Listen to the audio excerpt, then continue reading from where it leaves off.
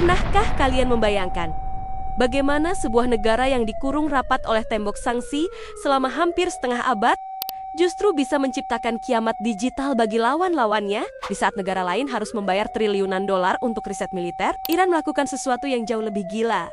Mereka membedah otak musuh mereka sendiri. Bayangkan sebuah drone siluman paling rahasia milik Amerika Serikat yang seharusnya hanya bisa dilihat oleh radar Tuhan, tiba-tiba dipaksa mendarat di gurun Iran tanpa lecet sedikit pun. Lebih ngeri lagi, dalam hitungan bulan, drone itu beranak pinak menjadi ribuan unit yang kini mengepung pangkalan-pangkalan militer barat. Dunia sedang bertanya-tanya, dari mana mereka dapat pasokannya? Apakah ada pengkhianatan di dalam tubuh NATO? Ataukah ada jalur tikus bawah tanah yang membentang dari pasar gelap Dubai hingga laboratorium rahasia di Isfahan? Malam ini, fakta rahasia akan membongkar tuntas labirin penyelundupan senjata paling rumit dalam sejarah modern. Kita akan bicara soal perusahaan cangkang cloning Alutista, hingga bagaimana chip mesin cuci diubah menjadi pemandu rudal balistik. Pasang sabuk pengaman kalian, karena investigasi ini akan mengubah cara kalian melihat perang selamanya.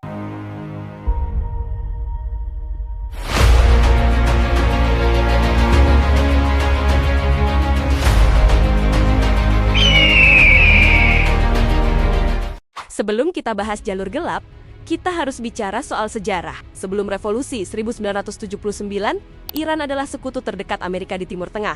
Saat itu, Shah Iran membeli ribuan unit senjata terbaik barat, F-14 Tomcat, helikopter Cobra, hingga rudal TOW. Investigasi dari Tempo.co dan sumber militer internasional mengungkap bahwa Iran tidak pernah membiarkan warisan ini mati. Iran tidak lagi menunggu pasokan dari Washington. Mereka membongkar satu pesawat untuk mempelajari komposisi molekul bautnya, lalu mencetaknya ulang di pabrik bawah tanah di Isfahan. Faktanya, Iran telah membangun ekosistem industri militer yang mandiri secara paksa. Mereka menciptakan baja khusus untuk laras meriam dan serat karbon untuk bodi drone menggunakan sumber daya alam lokal yang melimpah. Inilah pasokan internal yang menjadi fondasi awal.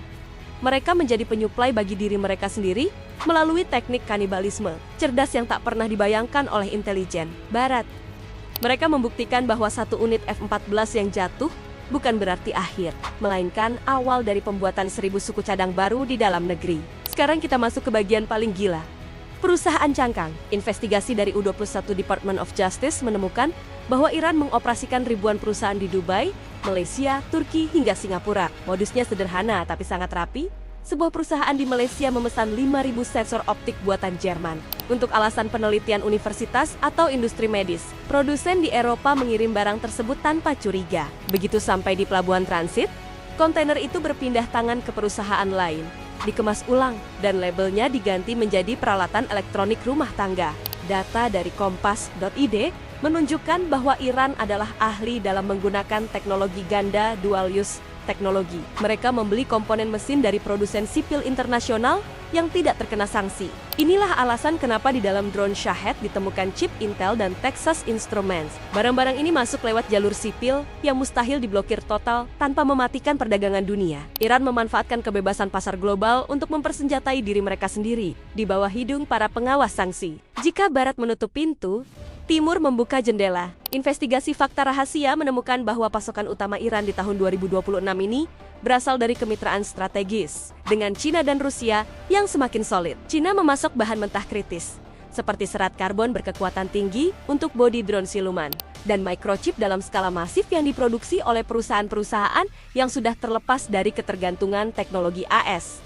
Sementara itu, dengan Rusia terjadi barter teknologi yang sangat berbahaya. Rusia memberikan cetak biru teknologi mesin jet Su-35 dan sistem pertahanan udara S-400 yang legendaris. Ini bukan sekadar jual beli, ini adalah transfer ilmu pengetahuan secara total. Insinyur Iran kini belajar cara membuat radar aktif Electronically Scan Array ESA dari Rusia, dan cara melakukan produksi massal yang efisien dari Cina. Mereka tidak lagi butuh sistem keuangan SWIFT, karena transaksi dilakukan menggunakan mata uang lokal, atau bahkan barter minyak dengan senjata. Iran juga mendapatkan pasokan dari jalur yang paling ironis, senjata lawan mereka sendiri. Investigasi militer mengungkap bahwa Iran memiliki unit khusus yang bertugas memulihkan senjata barat yang jatuh di zona konflik seperti Suriah, Irak, dan Yaman.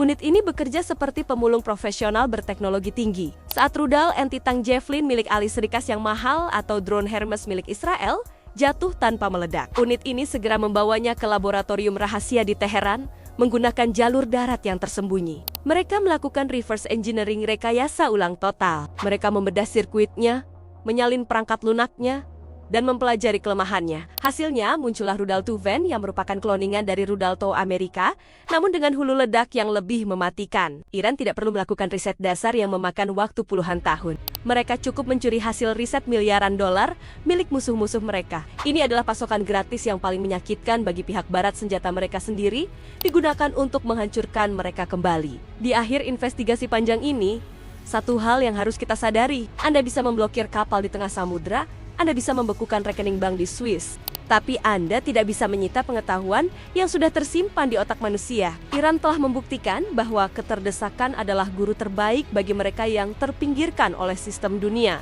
Dari mana Iran dapat senjata? Jawabannya bukan dari satu pintu, tapi dari ribuan celah kecil di seluruh dunia yang mereka manfaatkan dengan kecerdasan luar biasa. Selama dunia masih saling terhubung, selama chip sipil masih diproduksi massal untuk kebutuhan smartphone atau laptop, pasokan senjata Iran tidak akan pernah benar-benar bisa dihentikan. Dampaknya, keseimbangan kekuatan dunia bergeser secara permanen. Kekuatan militer bukan lagi monopoli negara-negara kaya, dan seperti yang kita bahas sebelumnya, setiap gejolak di jalur pasokan ini akan berakhir pada satu hal, dompet kita semua. Kenaikan harga minyak, inflasi pangan, hingga stabilitas keamanan nasional kita sedang dipertaruhkan. Dalam permainan catur teknologi ini, saya pamit. Tetaplah waspada, tetaplah cerdas, dan teruslah menggali fakta di balik rahasia dunia bersama Fakta Rahasia. Salam cerdas.